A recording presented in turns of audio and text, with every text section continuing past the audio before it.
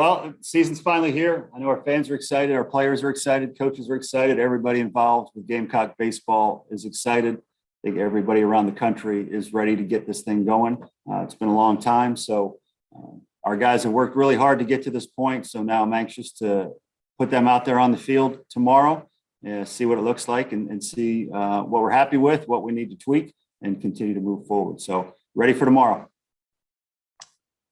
All right, we're going to start with questions, and we'll start with Colin. Get the first question in availability. It's a big day. Mark, you're obviously starting Josiah on Sunday. What went into that decision? Obviously, Julian being out, but what have you seen from him to make you feel comfortable giving him the ball back in there? Yeah, he brings a lot of the attributes you want out of a weekend pitcher. His stuff is good enough. He's composed. He's an older guy that's been through a lot of different experiences here at South Carolina. He's not going to be overwhelmed. He's athletic. He can field his position. So what you have is a mature lefty that has good stuff, that is seasoned. And so because of that, he'll get the opportunity on Sunday. Mike Gillespie. Hey, Mark, good to see you. Just wondering, how excited you are for opening day. What's your favorite thing about opening day? And then the second part of the question, do you have a favorite memory from opening day, whether it be as a player, coach, or fan?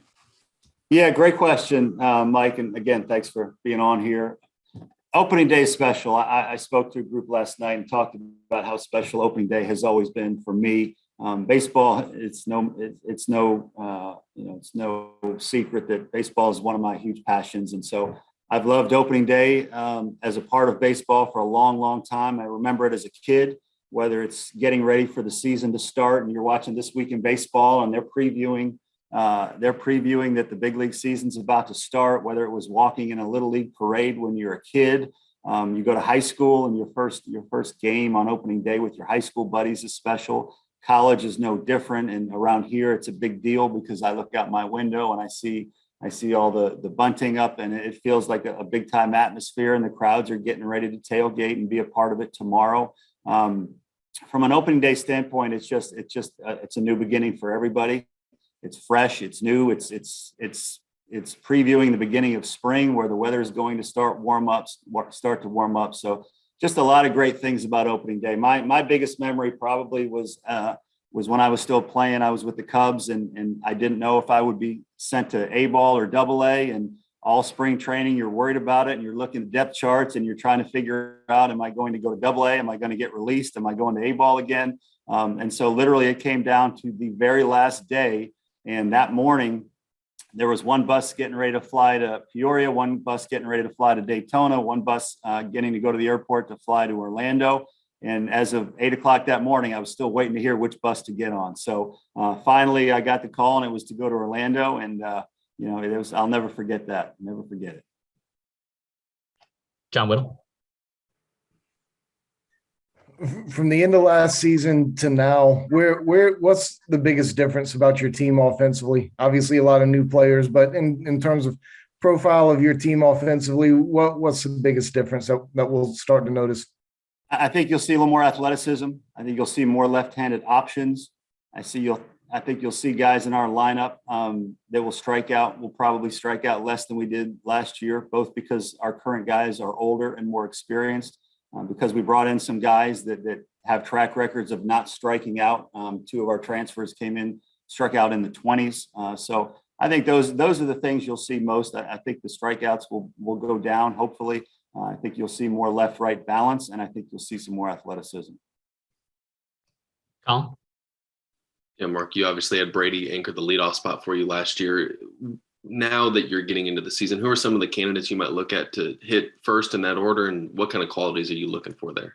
Yeah, I'd say early in the season, you're probably looking at Belk and maybe Braswell in that 1-2, 2-1 category.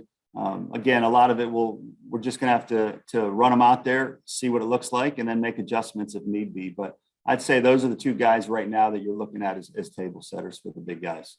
And speaking of Braswell, just what have you seen from him? Obviously, a pretty highly touted freshman coming in. What have you seen from him through the first couple of weeks of this? Yeah, he's given us every indication that he can handle the shortstop job as a freshman. He has the skills. He has the confidence. He's not going to back down from anybody. And so all indications are that he can man that position. and we'll get really good production offensively and defensively. So again, he's got to go out there and prove it. But every indication so far has been that he can handle it. John? Seitler and Brant Bell could kind of bounce back and forth between left field and first base. What goes into that decision in terms of where those guys play? What are maybe some of the strengths of each guy at each spot? Yeah, good question. They both can do either. So the key is figure out, okay, what's the best combination of the two? How do they best complement each other? So when we were looking at it, we kind of looked at their skill set, and Belk has a little bit more range in the outfield. Throwing wise, it's close, but Belk is going to be able to make harder, stronger throws more often because Seitler's a pitcher and you want to protect his arm a little bit. Seitler is a bigger target and he's a left-handed thrower, which is an advantage at first base. So the more we looked at how they complement each other, we just thought when they're both out there, the better combination is Belk and left and Seitler at first for those reasons. And when Seitler pitches, Belk will most likely come into play first base, which would open up a spot in the outfield. So a lot of moving pieces, and it's all about how do they complement each other. Mike Uva? Mark, more of a broader question. I mean, obviously, that third season you get cut short because of COVID, and you're able to go on a deep run last season. But what have you learned just coaching at South Carolina the last couple of years, and what have you maybe tweaked since maybe that first year or first 2 years in comparison to now as you head into this season? I would say just every year I'm here, that I think there's a bigger need for the head coach to make sure he's very stable, very consistent, very even keeled, because there's going to be ups and downs. When you play in the SEC, there's going to be some great moments. There's going to be some low moments just because of the competition you're playing, and with our schedule, there's going to be those moments. So I think a team, I think guys these days in 2022, I think it's very important that the head coach of a team, of an organization, remains as consistent and even keeled and stable as possible. I think it's important for a team to know the head coach is going to be just about the same guy every single day. Obviously, there's a little bit of, ups and downs with that. But for the most part, I just, with everything that goes into being at South Carolina, with the attention, with the fan base, with the competition, I think it's really important for a head coach here to just be very stable and consistent. And it's one thing I think I'm continuing to evolve in, and I think the team will benefit from that. Colin? Mark, on an opening week when you're through these first 4 games, is there a set number of guys you'd like to get run, maybe on the mound, maybe from a pinch hit or a starter standpoint? And has anyone maybe separated themselves from a center field starting position? Right? Yeah, you'll most likely see Hogan out there on opening night, but there are other guys that are close. Lambros is close. Stone is probably our best defender, so you could see him out there late in games. But we also have other guys that can play out there. Belk can slide over to center field. He's more than capable. So there are a lot of guys that I would say that's a position that we're still looking at. The DH position is a position we're still looking at. There are a number of guys that can be considered there, and a lot of that will have to do with who we're facing in the matchups. So Hogan will get the first shot tomorrow, and hopefully he'll run with it and never look back. But if he struggles a little bit, or we see some issues that need to be looked at, then there are other guys waiting to get there. But I feel good that we're going to really be able to cover center field. Lambros is a 6'5" runner. Stone's a 6'5" runner. And Hogan provides left-handed power out of the center field position and has good range out there as well. So I feel good about that position, just a matter of who runs with it. And I know you mentioned Cole Messina being on track. Is that still the case? And when do you kind of maybe anticipate him back? Yeah, he'll actually swing the bat in batting practice for the first time today. We'll see how he feels, and then we'll be moving in that direction. I don't anticipate it being very long. And when he is back healthy, he'll be one of those guys that's in the mix potentially as a DH, maybe at first base, and then also provide depth at the catcher position. Any more questions for Coach? All right. Appreciate your All time. right, thanks, guys. I'm sorry, can I have one more? Yeah. Go ahead, John. UNC Greensboro. What do you know about them? What kind of stands out? I know they've got the conference preseason player of the year by one publication and a first team all SEC arm.